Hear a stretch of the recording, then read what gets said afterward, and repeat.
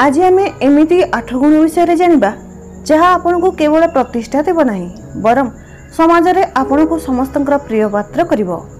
एही 8 गुण महात्मा विदुर एक श्लोक माध्यम रे विदुर नीति रे कहिसंदी। महात्मा विदुर महाभारत रे एक प्रमुख पात्र थिले। से धृतराष्ट्रंक भाई मध्य थिले और तांको मंत्री मध्य थिले। महात्मा विदुर एते ज्ञानी थिले कि केतेथर भगवान श्रीकृष्ण मध्य तांको मतामत नेबाकू आसुथिले। से कहिथिबा नीति गुडिक आजिर समय रे मध्य प्रचलित अछि। महात्मा विदुर तांको नीति रे कहिसंती कि से कोन 8 गुण जोंथिरे मनुष्यर प्रशंसा होइथाय। जदि आपणक ठारे मध्य एही 8 गुण अछि तो आपण मध्य लोकंक प्रिय और प्रशंसार पात्र होई परिबे। तेबे चलंतु जानिबा सही 8 गुण विषय रे जहा मनुष्य को अन्य ठारू अलगा करी महान करिथाय। ता पूर्वरु आपनकू अनुरोध कि भिडियोटी को लाइक एंड सब्सक्राइब करंतु हेले भिडियोटी समस्तଙ୍କ पाखरे पहुंची परिबो। तेबे चलंतु जानिबा प्रथम बुद्धि। जो व्यक्ति निज बुद्धिर ठीक भाव में उपयोग करने जानी थाए से तांको जीवन में बहुत सफलता पाई थांदी। जो व्यक्ति बिना भावी विचारी कौन सी काम करिथाए तांको अधिकांश असफलतार सामना करिया को पड़ी थाए। कहिबार अर्थ एहा जे जीवन में सफलता सही व्यक्ति को मिली थाए जे निज बुद्धिर ठीक उपयोग करने जानी थांदी। द्वितीय भल व्यवहार। जो व्यक्तिर व्यवहार सहज और सरल होता है से मध्य एही गुण जोगु प्रतिष्ठित होई पारंती। तांको समस्ते पसंद करिथांती। एमिति लोकंको समस्ते सम्मान करिथांती। जेबे कि एहार विपरीत व्यवहार करुथुवा व्यक्ति केबे कहार प्रिय पात्र होई पारंती नहीं। कोहा जाए सरलता ठारू बड़ श्रृंगार होई न थाए, विनम्रता ठारू बड़ कोनसी व्यवहार होई न थाए। एथिपाई जीवन रे सबु बेले सरलता रखंतु और विनम्रता को ध्यान रे रखंतु।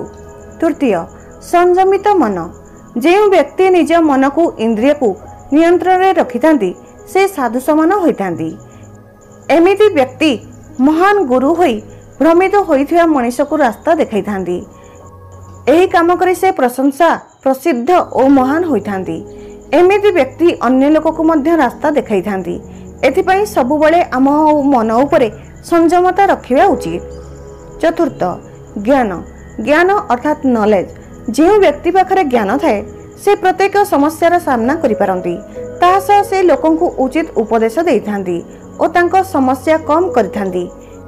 एमिति लोक तांको ज्ञान बल रे समाज रे अलगा जगह तैयारी करिथांती और समाज रे प्रशंसा पाइथांती। पंचम साहसी। जो व्यक्ति पराक्रमी बा साहसी होइथांती से निज बल रे प्रसिद्ध होइथांती। विषम परिस्थिति रे भी एही लोक विचलित होंती नहीं और अन्यर मध्य साहाय्य करिथांती। एमानकर एही काम तांको लोकप्रिय करिथाए। षष्ठ कम कथा कहूथिबा लोक। जो व्यक्ति सबुबले भावी विचारी कथा कहिथाए केबे कोन कहिबाकू होइथाए एहा जानि थाए से तांको जीवन रे बहुत प्रसिद्ध होइथांती। जे अधिक कथा कहिथांती केतेबेले कोन कहिबाकू हेबो जानंती नहीं, तांकर केही सम्मान करंती नहीं। एथिपाई किछि भी कहिबा पूर्वरु किछि समय विचार करंतु कि जहा मो कहिबाकू जाउची सेथिरे सामना लोकर बा निजर क्षति हेबो नहीं तो। कहिबा एक कौशल अटे। एथिपाई कहिबा पूर्वरु विचार करिबा और से भाषा को तोलिबा जरूरी होइथाए।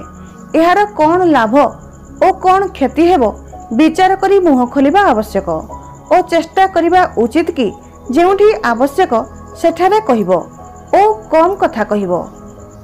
सप्तम क्षमता अनुसार दान। हिंदू धर्म रे दान करिबा आवश्यक कहा जायछि। जो व्यक्ति निज क्षमता अनुसार दान करिथाए से तांको जीवन रे सफल होइथांती और नाम यश अर्जन करिथांती। दान को सबुठारु पूर्ण काम मना जाए।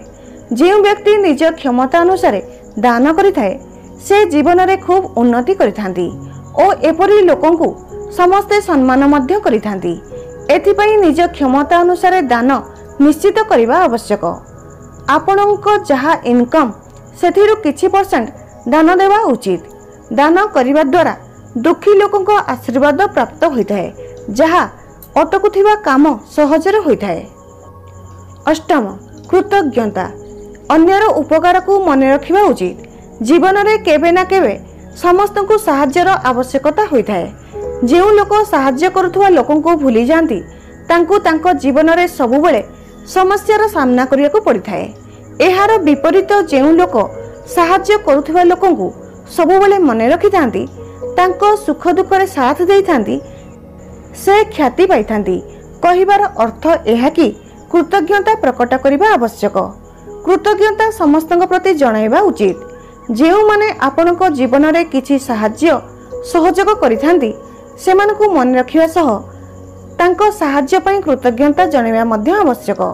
उदाहरण स्वरूप आमे भगवान ठारे सबुबले प्रार्थना करिथांती कि भगवान आमको एहा दियो आमको ताहा दियो, किंतु पूर्वरु जहा आमको भगवान देइछंती सेथिपई केबे कृतज्ञता जणांती नाही, जहा करिबा आवश्यक होइथाय। आमको सबुबले प्रत्येक व्यक्ति अबा जल पृथ्वी आकाश वायु अग्नि एवं भगवान को कृतज्ञता जणाइबा उचित। आमे जेउ मानक ठारू जहा किछि पाइछंती बा एबे भी पाउछंती सेथिपई सेमानकु कृतज्ञता जणाइबा जरूरी होइथाय। जेबे आमे कृतज्ञता जणाई थांती तो सामना लोक को लागि थाए कि हाँ उचित व्यक्ति को सहायता कली बा ए मोर सहायता को स्वीकार कला, तेबे सही व्यक्ति को आहुरी सहयोग मिली थाए। सेहीपरि भगवान मध्य करिथांती, सेथिपई कृतज्ञता जणाइबा आवश्यक होइथाए। जदि विदुर नीतिर एही 8टी गुण आपनक जीवन में अनुसरण करिवे तो निश्चित आपण समाज रे प्रशंसार पात्र हेबे और आपनक ख्याति चारिआडे व्याप्त हेबो। आपनकु एही भिडियोटी भल लागिले please like comment share and subscribe करंतु। जय जगन्नाथ।